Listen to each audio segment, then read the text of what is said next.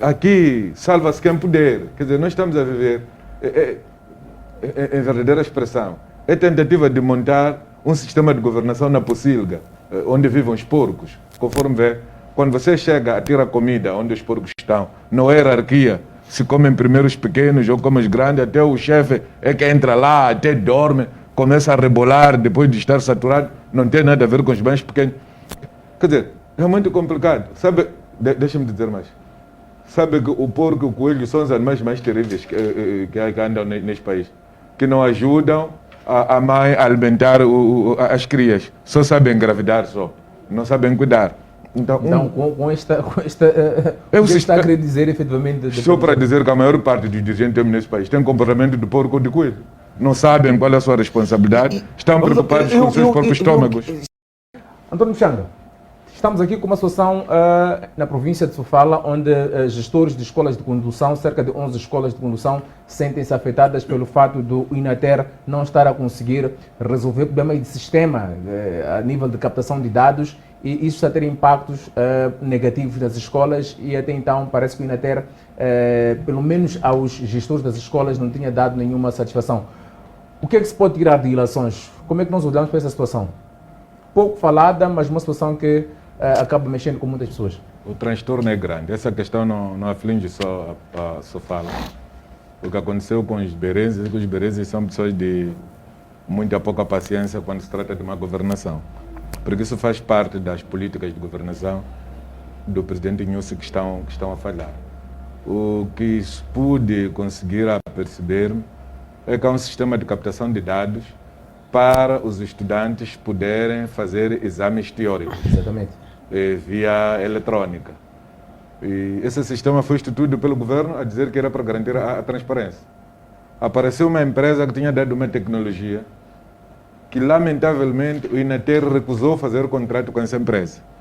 Essa empresa fornecia a tecnologia às escolas, as escolas usaram, parecia que a coisa estava a dar certo, mas por causa do oportunismo, a direção de Inater e do Ministério entendeu que tinha encontrado um bom negócio e foi arranjar um seu parceiro ignorante que não sabe nada. Quando se meteu no sistema, estrangulou o sistema. Dizem que hoje, ao tentarem captar os dados, as imagens não saem. Então, não se pode fazer exame sem ver a imagem da pessoa que está... O sistema está estrangulado. Aquilo ficou destruído da mesma maneira como a Mozit havia destruído o sistema do arquivo do Instituto Nacional de Segurança Social quando andavam a roubar o dinheiro. Agora tudo tem que começar a dizer. Entretanto, as escolas estão a dar aulas. Os estudantes estão lá foram matriculados. Há estudantes que não precisam de ficar mais de 40 dias para fazer teoria numa escola de condução. Então, os estudantes estão lá, não podem fazer exame teórico, enquanto não fazer exame teórico não pode passar para a prática. Então, é este dilema que as escolas estão a ter. Estão a sofrer pressão dos estudantes, estão a pagar instrutores que não estão a fazer nada, porque as pessoas não podem ir fazer a prática, porque ainda não passaram na teoria. É um estrangulamento total e completo, uma vergonha pior do que esta... Esta falta de comunicação, por exemplo, que se refere nesta notícia ou nesta posição que se coloca, há aí um espaço para responsabilização, por exemplo, do Inater? Não, o que nós vamos fazer como deputado, vamos arrolar o Ministro dos Transportes e Comunicações e o próprio Primeiro-Ministro, em sede de perguntas ao Parlamento, terá que nos explicar o que está a fazer. Porque eles não podem usar o governo para fazer negócios, e negócios sujos e estúpidos que andam a prejudicar o povo. Mas, Jorge, eu passo para si. Eu só quero ligar um pouco. Vou já aproveitar que está consigo. É assim, um dos maiores problemas de Moçambique é o nepotismo. Dizia bem o deputado Muxanga, as escolhas das empresas para fazer serviços públicos. Havia uma instituição que organizou bem o sistema, mas porque não tinha ligação, ou talvez quem estava ligado já não estava no governo atual, foi dispensado. E foi colocado ali onde aquela empresa onde tenho eu um primo, um amigo, onde o sistema vai se beneficiar, vai usar aquela instituição como uma vaca leiteira. E o resultado é esse. Mas não se pode olhar, por exemplo, do seu ponto de vista, porque refere até o representante do INATER a nível da província de Sofala, que a tentativa é de melhorar o próprio sistema de captação de dados, englobando, por exemplo, as escolas, porque no antigo sistema era só feita a captação dos alunos, mas não tanto que as escolas. Não se pode olhar de forma leviana para a questão de melhoramento do sistema de captação de dados? É que não é pela primeira vez. Não é esse problema, Jorge, não é de hoje, já vem há anos. Se formos a descer amanhã ali aqui mesmo, na cidade de Maputo, a situação é a mesma. Então não podemos fugir com a seringa. Não, temos que assumir que há políticas que estão a falhar. Engenheiro Mourinho, essas reclamações na província de Sofala, dessas 11 escolas que pedem esclarecimento, sobretudo do INATER, que é o órgão que tutela os transportes, pelo menos a nível de cartas de condução, a falta de informação do INATER está a propiciar alguns custos para algumas escolas, por exemplo, as escolas que estão a perder com isto a nível de valores, mas também a serem sobrelotados pelos alunos. O que é que isto significa? Olhamos para o lado do INATER estar a melhorar efetivamente o sistema de captação de dados? Olha, o que eu queria dizer é o seguinte, é que de facto o que está acontecendo na Beira, e se calhar também aqui, não é nada agradável, este congestionamento que está a acontecer. O que se passa é o seguinte, eu só queria acrescentar, o que está a acontecer é que as escolas, por aquilo que eu pude entender, portanto, pela imprensa, é que as escolas estão a ficar prejudicadas, no sentido de que está a haver uma superlotação, eles estão a admitir mais instruendos, portanto, os cursandos de condução.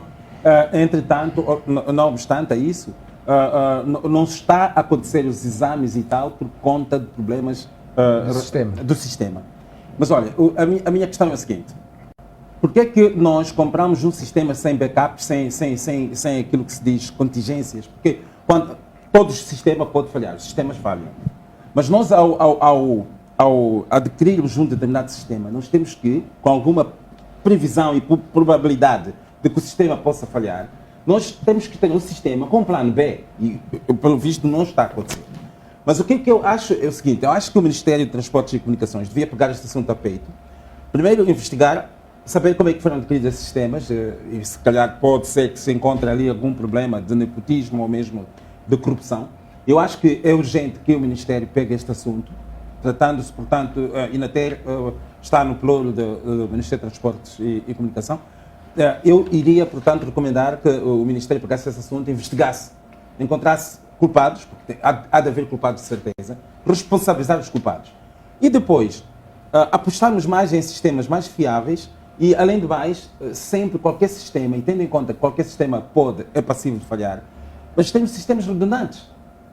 Está claro ali que não há redundância nesse sistema. Quer dizer, quando falha, falhou. Não pode ser assim.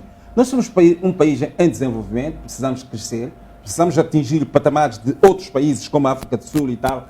Eles têm redundância em sistemas. E esses sistemas, claramente, não têm redundância. Eu acho que nós devíamos encarar isto com mais seriedade, apostar também na redundância nos sistemas. Mais do que isto, temos que investigar o que está-se a passar e tomar as devidas medidas. Portanto, isso é Augusto Palema, discute-se aqui a questão dos sistemas, não só no INATER, mas também em alguns órgãos do Estado. Essa tentativa de digitalização, de modernização, em algum momento põe em causa algumas realizações. Estaremos a emigrar para um sistema digital, um sistema modernizado, sem antes estarmos preparados? Eu volto a reiterar.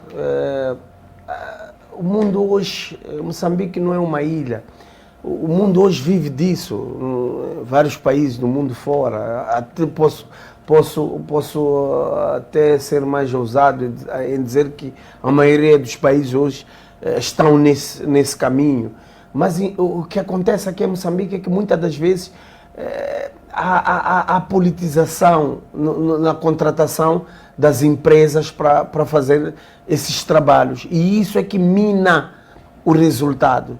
E não só na INATER, dizias bem, em várias outras instituições. Se tu encontras uma empresa que ganhou aquele concurso, é porque tem ligação com alguém do regime, tem um padrinho. E se aquela empresa falha, aquele padrinho que é um chefe grande do país, a fiscalização, quando vai ali, tenta impor a legalidade. Não pode fazer, porque quem está ali, quem é sócio daquela instituição é fulano de tal.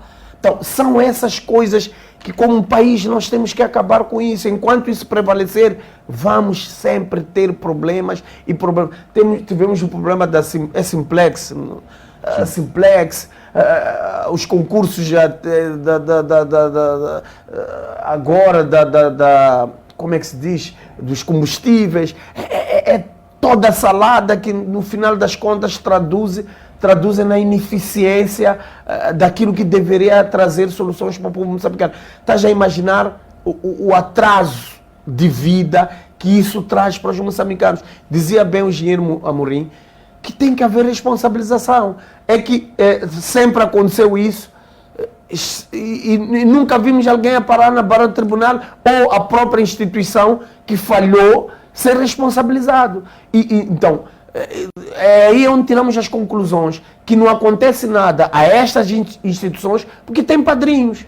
Dr. Mchanga, numa altura em que hoje a Assembleia da República estava a discutir aqui a aprovação do Sistema de Administração de Finanças do Estado, o SISTAF, essa questão dos sistemas em si, estaremos a entrar a assumir uma digitalização, uma modernização, sem que efetivamente estejamos preparados para tal?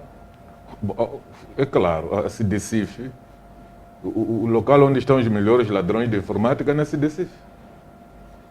Passam a vida a roubar dinheiro, a fazerem transferências, até entram no Banco de Moçambique, tiram dinheiro, mandam para o Tesouro, chegam no Tesouro, tiram, mandam para a conta de qualquer um que quer. Quer dizer, é preciso ver também que tipo de gente é que nós estamos a reportar.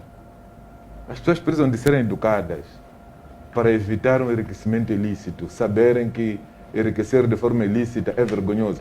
Mas as pessoas não têm isso, não têm essa educação.